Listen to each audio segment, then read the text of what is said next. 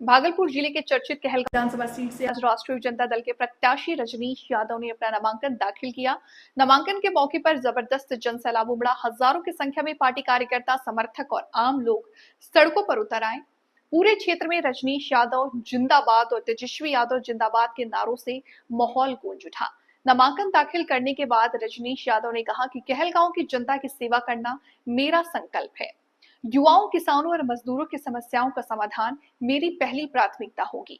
उन्होंने पार्टी नेतृत्व के प्रति आभार जताते हुए कहा कि कहलगांव की जनता का प्यार और समर्थन उन्हें इस बार बड़ी जीत दिलाएगा।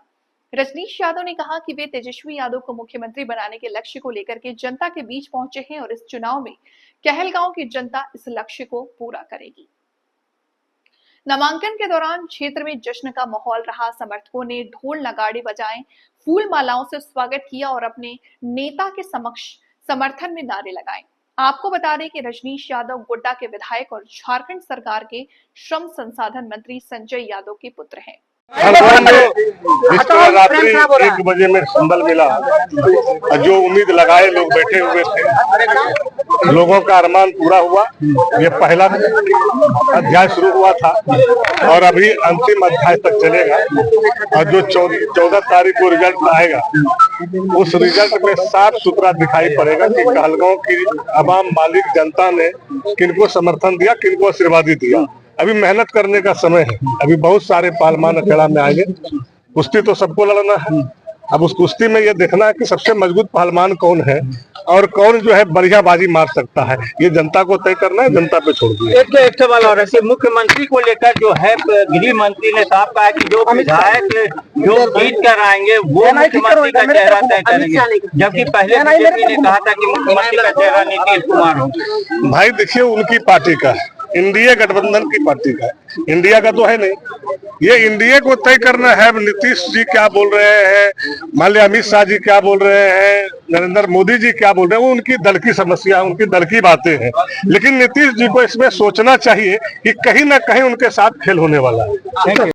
प्राथमिकता क्या रहेगी? आज नामांकन आपने दर्ज कर दिया। प्राथमिकता तो की मूलभूत समस्या है इस क्षेत्र का।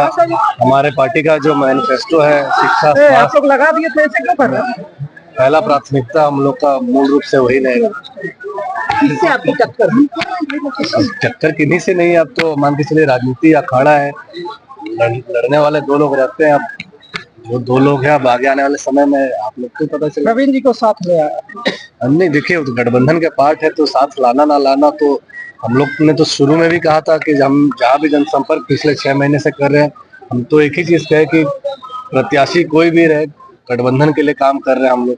अब मान के चलिए हमने उनके लिए भी प्रचार किया।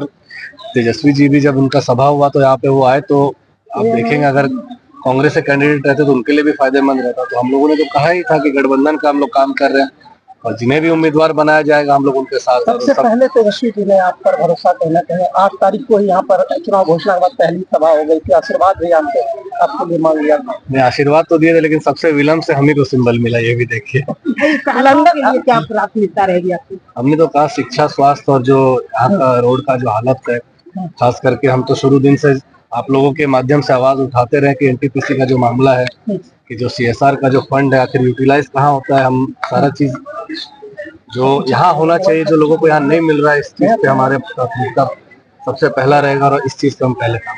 जितनी बड़ी टक्कर मांग रहे हैं कहलगांव में, वही तो देखिए, इसमें टक्कर है, क्या बात है। अब बताए तो अब लड़ाई है अखाड़े में, कोई भी लड़ेंगे, लड़ना ही है, किन्हीं जो भी है।